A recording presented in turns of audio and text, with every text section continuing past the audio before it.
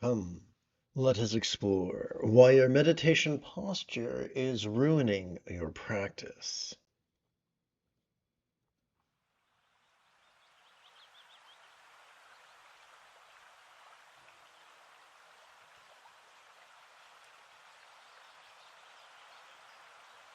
Together, let us relaxingly recite. Our mind dwells in our central nervous system.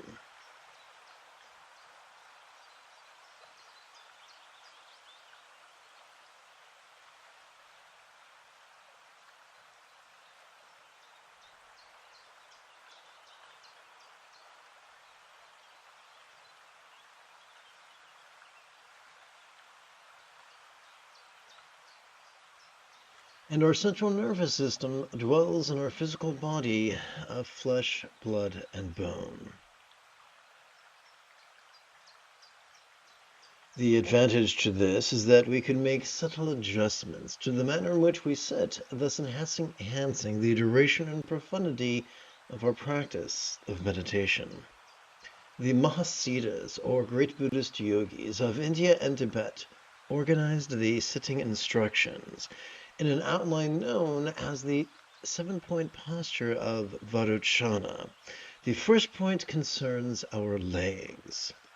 We could find a so-called Mexican yoga blanket online for about $20. We could fold it in such a manner as to approximate a 24 by 18-inch rectangle. We could remember to wash it weekly, for the work of sitting could be sweaty business. The majority of contemporary contemplative art depicts the Buddha sitting in a full lotus posture. What an excellent example of the effect of patriarchy's toxic elitism upon art. For few can comfortably and sustainably assume that posture or asana for 2 hours daily. The most ancient Buddhist art, however, depicts Gautama, the Buddha, sitting in what some would describe as merely the quarter lotus posture.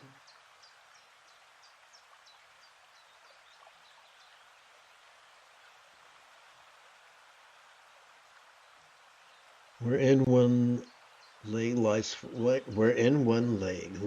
upon the other like a sandwich. It is important, therefore, to remember that it is our hips that are ball joints, whereas our knees are merely hinge joints. Treating knees as if they were as omnidirectional as our hip joints could lead to needless and unnecessary injury. By experimenting with our hip joints, we could rest our insteps upon the blanket.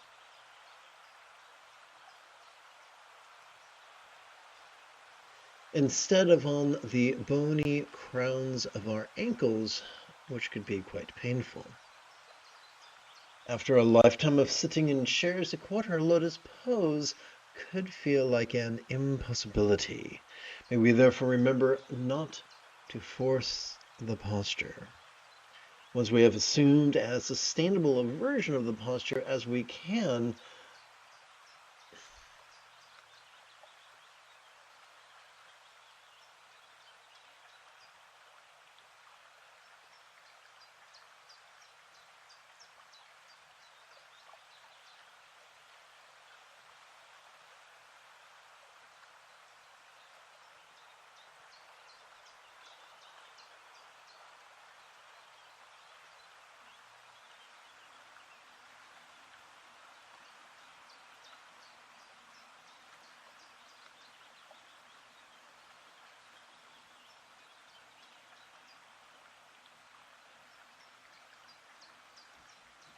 though unkeenly and asymmetric,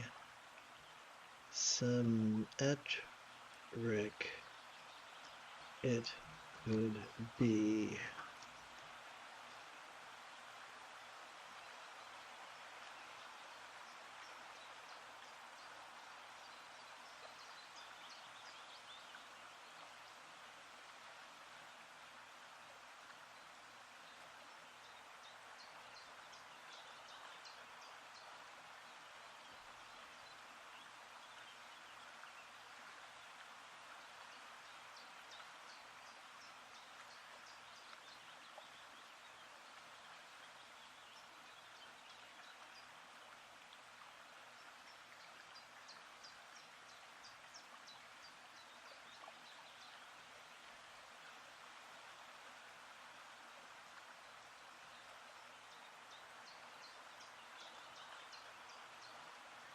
Okay, I hope that's... Well, let's take a break from editing and, for a change of pace, recite some more. Allowing time and gravity to work their so-called magic as they return our bodies to a semblance of the flexibility we once enjoyed as children.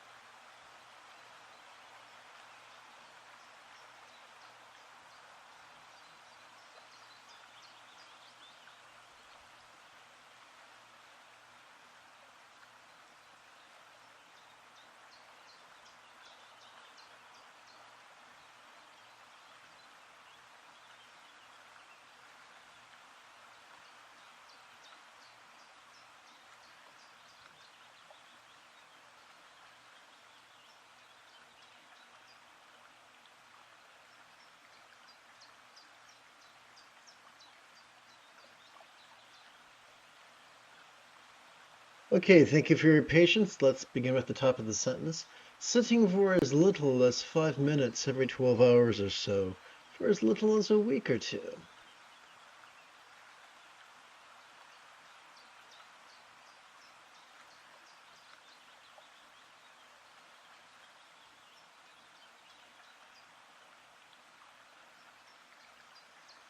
It allowed time and gravity to work their so-called magic as they return our bodies to a semblance of the flexibility we once enjoyed as children. 1, 2, 3, 4, 5, 6, 7, 8, 9, 10, 11, 12, 13, 14, 15, 16, 17, 18, 19. 1, 2, 3, 4, 5, 6, 7, 8, 9, 10, 11, 12, 13, 14, 15, 16, 17, 18, 19. And here we go. Many find that by setting a circular meditation cushion or zafu upon their folded yoga blanket and resting one's tush upon it,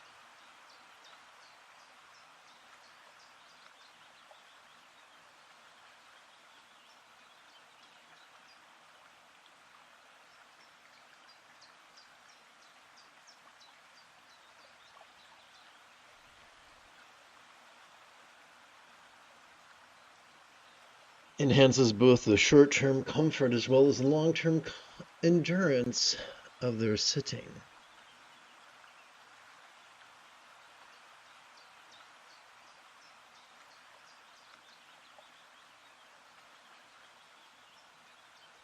We could find a zafu online for about $50.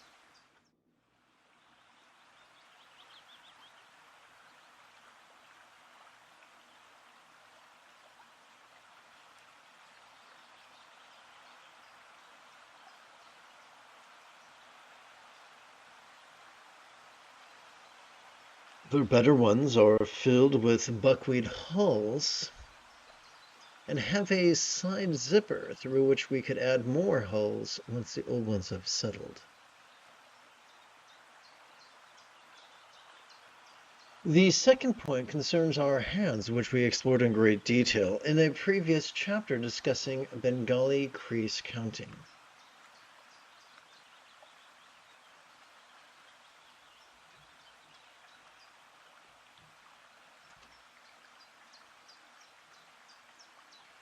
The third point concerns our spine. With each inhalation, we could generate a vertical traction between the tush and the top of our head, as if we were pulling our head out of the warm, dark place we sometimes keep it. During each exhalation, we are wired to subtly relax this traction.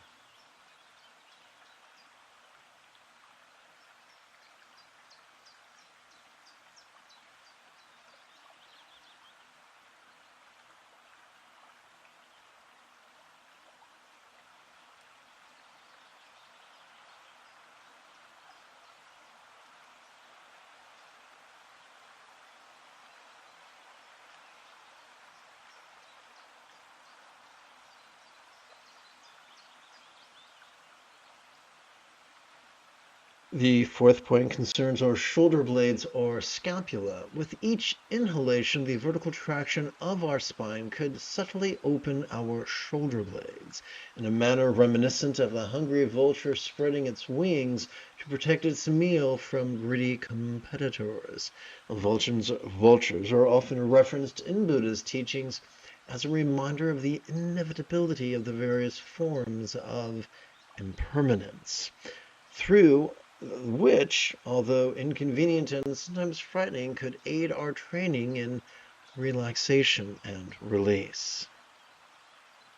The fifth point concerns our head, with each inhalation subtly dropping our chin down towards our breastbone or sternum could be the natural consequence of subtly pulling the top of our head up while simultaneously opening our shoulder blades. The sixth point concerns our mouth. With each inhalation, our jaws could subtly part, though lips remain sealed. And a subtle smile could start at the corners of our lips.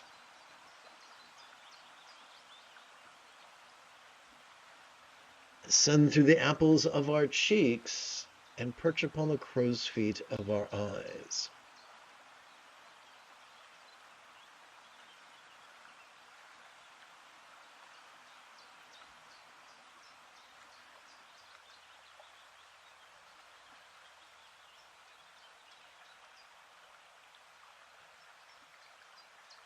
Okay. Whoops, wrong button.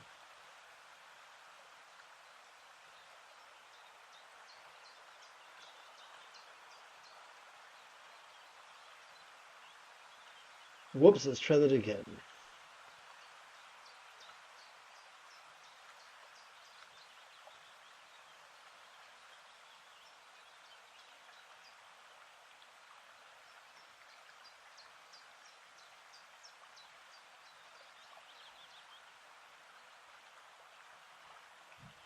And a subtle smile could start at the corners of our lips, ascend to the apples of our cheeks, and perch upon the crow's feet of our eyes.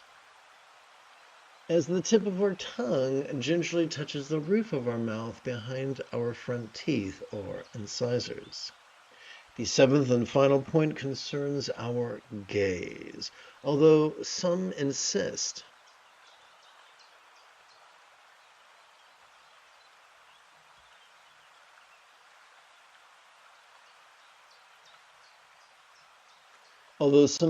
there are supernatural benefits to be had from staring at either the sky they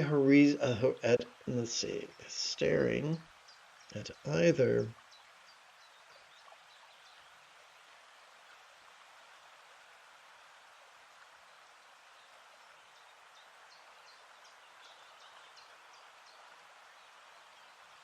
the sky, the horizon, or even the tip of our nose.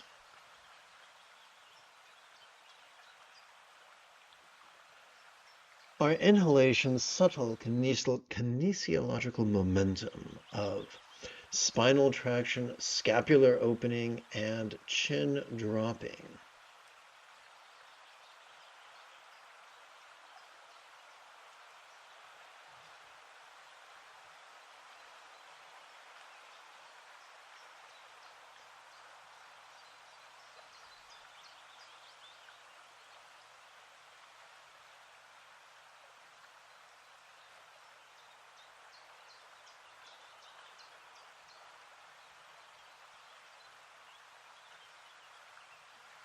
Strongly infer that pointing our face straight ahead while one's gaze drops to a place about 1 or 2 meters before us is most natural and sustainable.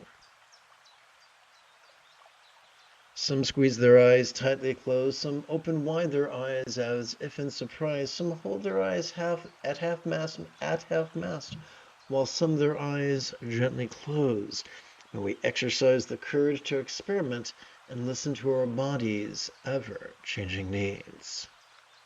Yes, the 7-point plan, let's link this here real quick. I feel it may be helpful.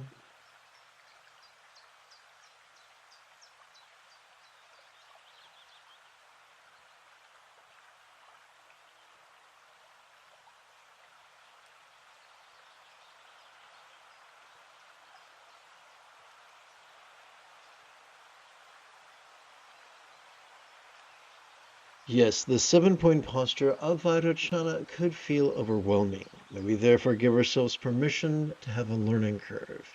Like the archetype of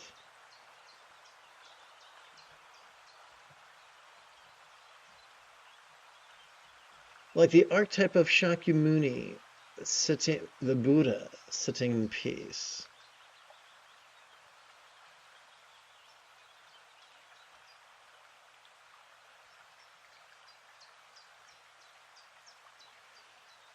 May we too practice mindfulness and meditation.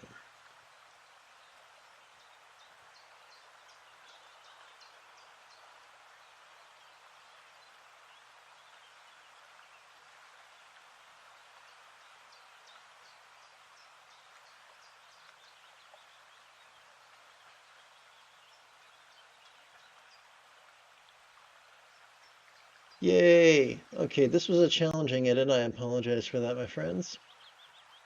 Having completed this morning's opening lesson, it's time for us to shift gears. It is Luke Skywalker Friday morning.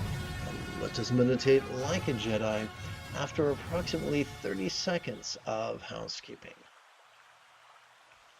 This is the Dzogchen Lama Jigme Gyatso of the Buddha Joy Meditation School. For more than 30 years, I have harnessed my autistic special interests as well as my ADHD hyperfocus to spend about 8 hours a day, almost every day, studying, practicing, mastering, and reverse engineering the teachings and techniques of each school of meditation so that I can become your personal nerdy, neurodivergent guide to nirvana. Welcome, my friends, to meditate like a Jedi, which is made possible due to the generosity of viewers just like you.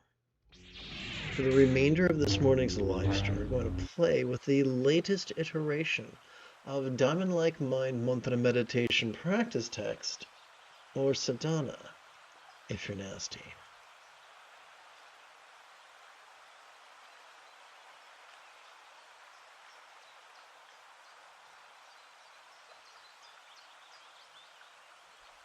We begin with Wisdom's warm-up, where we bring the circumstantial into the path of wisdom, thus practicing the first fold of the Buddha's Eightfold Path. Together. All circumstances or lots could be as impermanent and interdependent as if they could blissfully melt into rainbow light, that could delightfully absorb into this body or form. Silently and mentally, we could divide the six-syllable synopsis of that which we just chanted between our inhalations and our exhalation.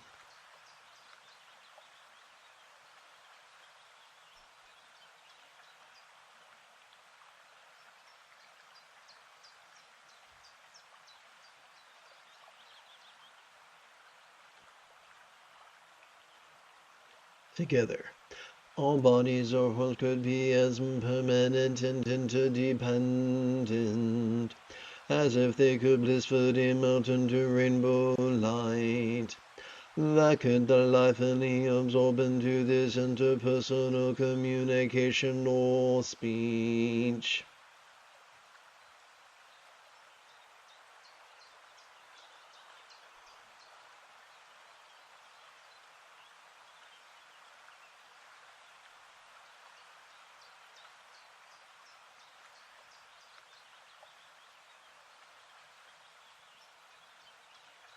All interpersonal communication or speech could be as impermanent and interdependent as if it could blissfully melt into rainbow light, that could delightfully absorb into this mind.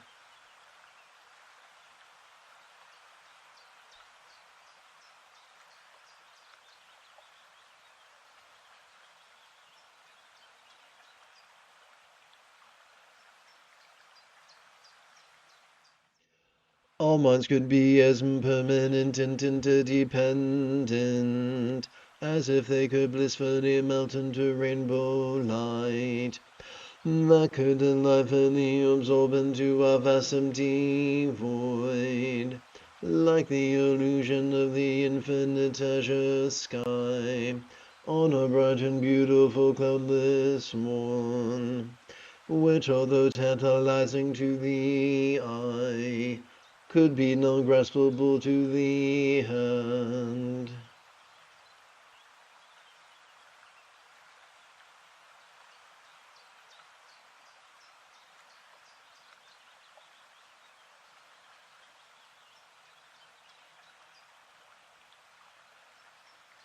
We turn now to the first collection of 12 sets of 12 inhalations.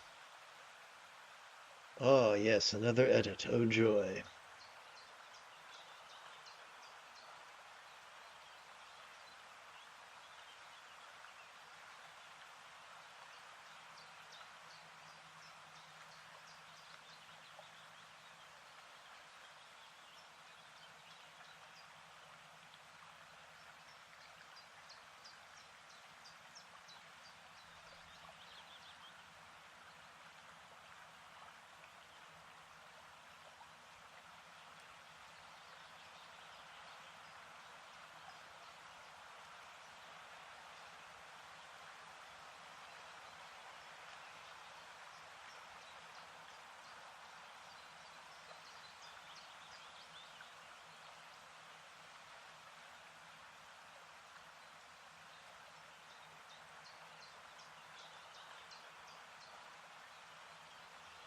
Okay, here we go.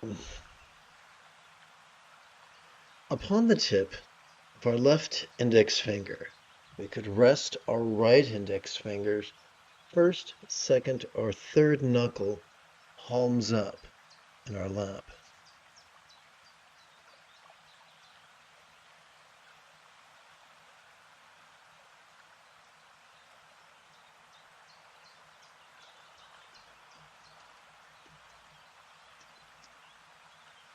Let's try that again. Upon the tip of our left index finger, we could rest our right index finger's third, second, or first knuckle palms up in our lap.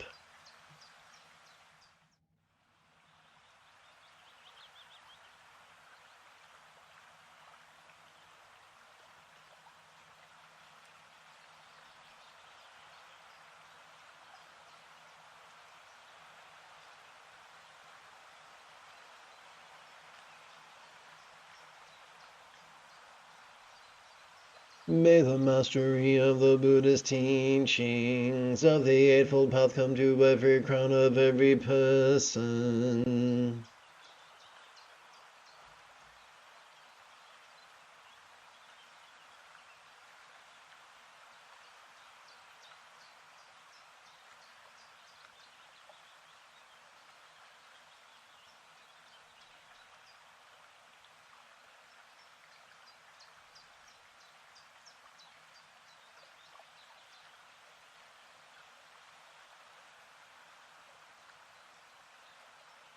Sturgeon's Law reminds us that 90% of everything sucks, even for meditation teachers.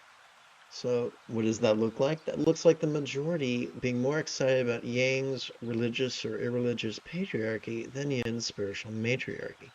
Being more excited about being rigid than flexible, fearful than loving, superstitious than rational, controlling than laid back.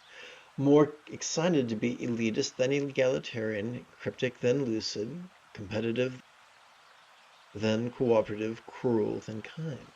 Therefore, it should come as little surprise that the majority of meditation teachers implore their students to actively focus and actively analyze. The only way an individual could do that is in reliance upon discrete neural pathways such as those found in the medial or dorsolateral prefrontal cortex. The problem with that is that exhausting the front of our brain increases the probability of us presenting with the symptoms of depression, as well as downright triggering our amygdala, the seat of anxiety and aggression, which are the polar opposites of the peace and love that most of us really desire. Fortunately, neither the amygdala nor the prefrontal cortex constitute the entirety of our central nervous system.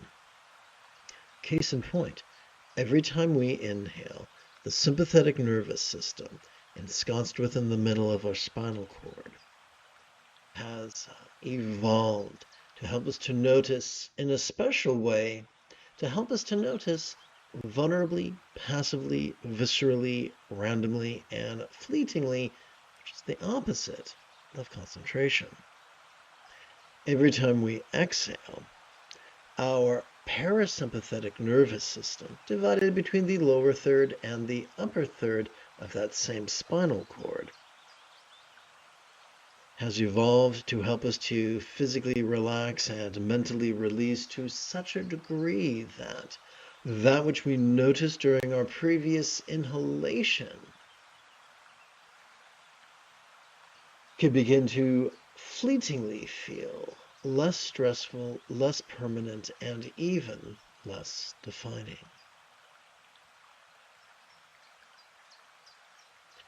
The most efficient way for us to cooperate with the inner workings of our sympathetic and parasympathetic nervous system are for us to silently and mentally recite the demonstrative pronoun this each time we feel air enter our nostrils, and for us to silently and mentally recite the one-syllable verb ease each time we feel air exit our nostrils.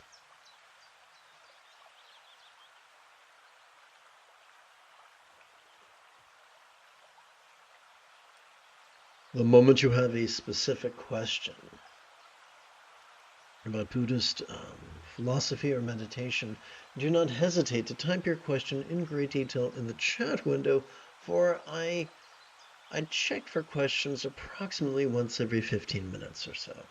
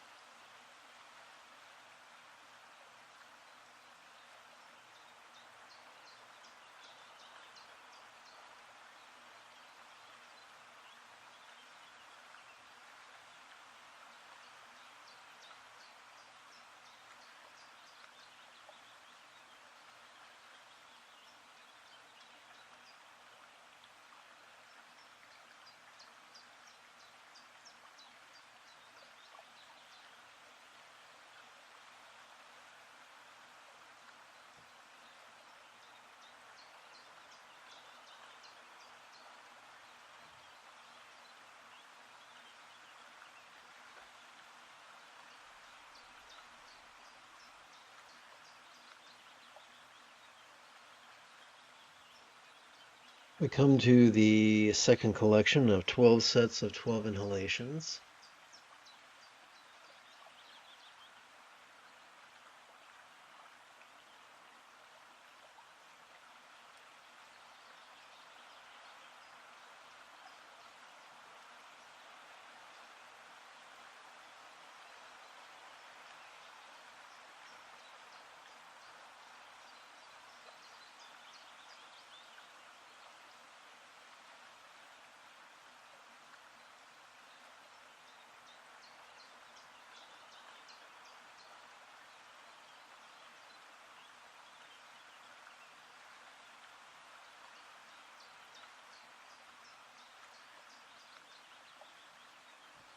Okay.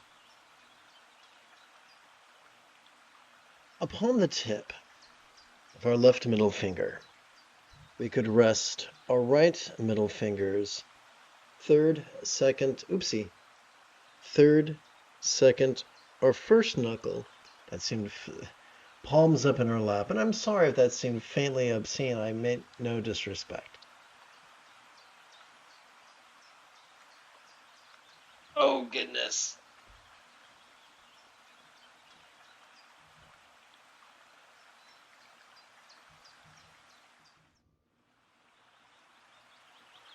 May the mastery of the Buddha's teachings of the Eightfold Path one with each heart mind of each being.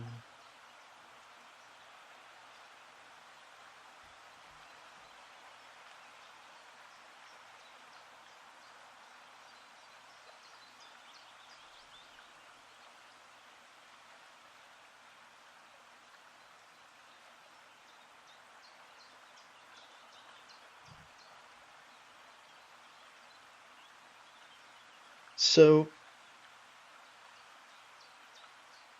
now let us silently and mentally recite the verb noticing each time we feel our chest swell with breath. And let us silently and mentally recite the verb relaxing each time we feel our chest sink.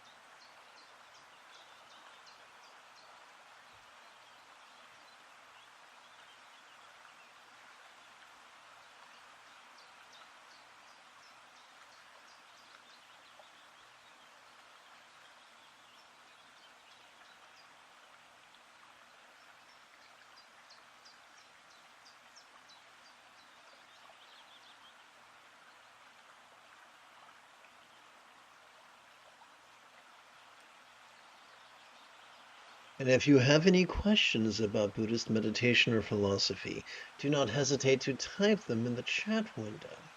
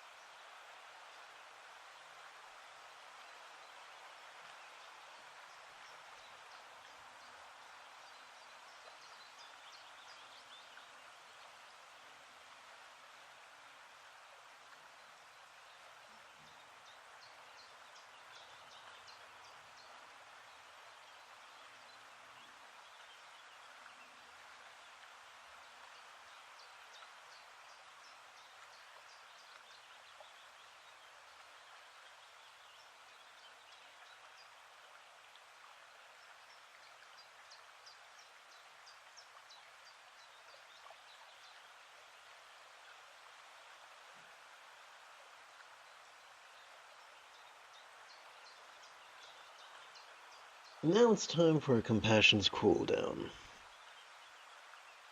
One moment.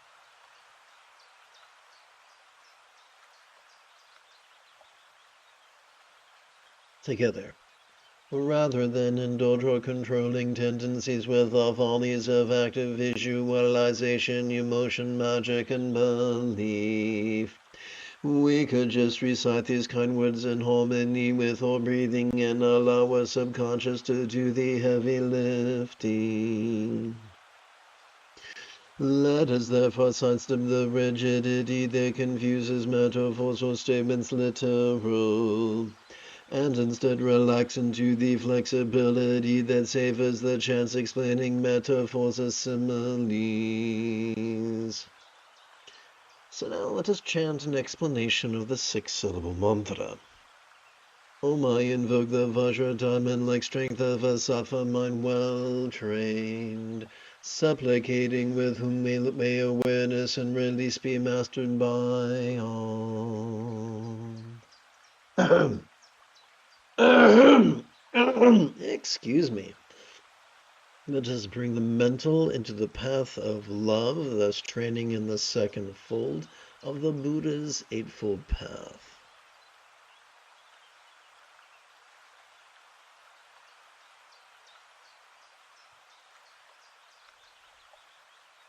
May all minds of all beings now possess the joyful enlightenment symbolized by a one-syllable seed or bija mantra.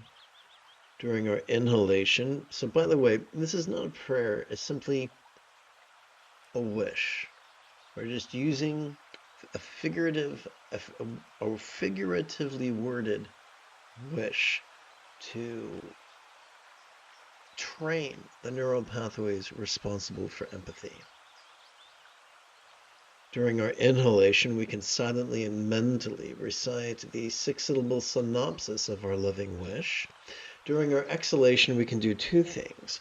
We can physically relax as best we can while striving to chant 4 repetitions of this 6-syllable mantra.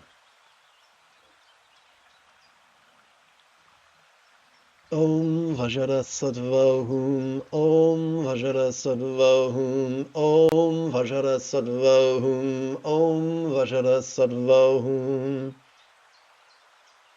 Om Vajra Sattva Hum, Om Vajra Sattva Hum, Om Vajra Sattva Hum, Om Vajra Sattva Hum. Om Vajra Sattva Hum, Om Vajra Sattva Hum, Om Vajra Sattva Hum, Om Vajra Sattva Hum. Om Vajra Sattva Hum, Om Vajra Sattva Hum, Om Vajra Sattva Hum, Om Vajra Sattva Hum.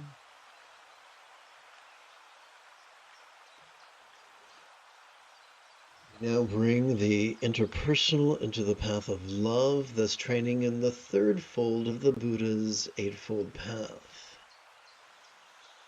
May each being's experience of the interpersonal or speech now possess the peaceful love symbolized by a multisyllabic horizontal mala mantra.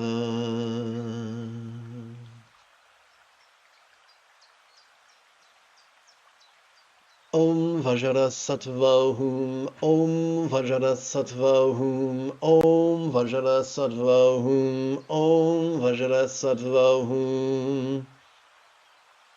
Om Vajra Sattva Hum, Om Vajra Sattva Hum, Om Vajra Sattva Hum, Om Vajra Sattva Hum. Om Vajra Sattva Hum, Om Vajra Sattva Hum, Om Vajra Sattva Hum, Om Vajra Sattva Hum. Om Vajra Sattva Hum, Om Vajra Sattva Hum, Om Vajra Sattva Hum, Om Vajra Sattva Hum. Let us bring the physical into the path of love, thus training in the fourth fold of the Buddha's eightfold path. May all bodies or forms of all beings know possess great health, symbolized by the enlightened archetypal Yedam Dorje Sempa Vajra Sattva or diamond mind.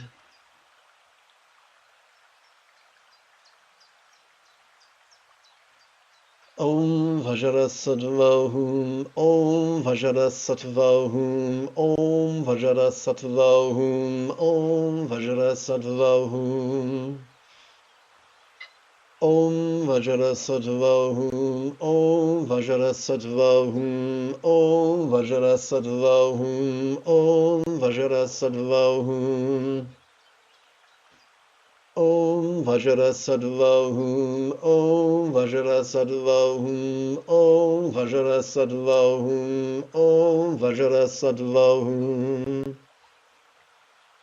Om Vajra Sattva Hum, Om Vajra Sattva Hum, Om Vajra Sattva Hum, Om Vajra Sattva Hum.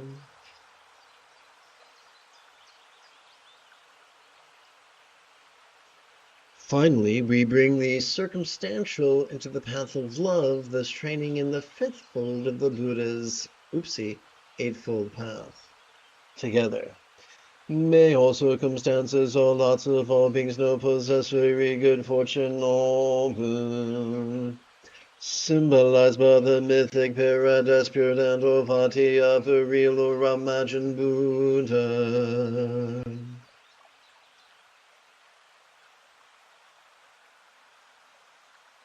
Om Vajra Sattva Hum, Om Vajra Sattva Hum, Om Vajra Sattva Hum, Om Vajra Sattva Hum.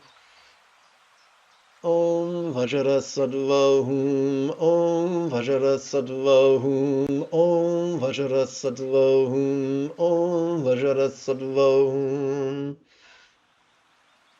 Om Vajra Sattva Hum, Om Vajra Sattva Hum, Om Vajra Sattva Hum, Om Vajra Sattva Hum. Om Vajra Sattva Hum, Om Vajra Sattva Hum, Om Vajra Sattva Hum, Om Vajra Sattva Hum.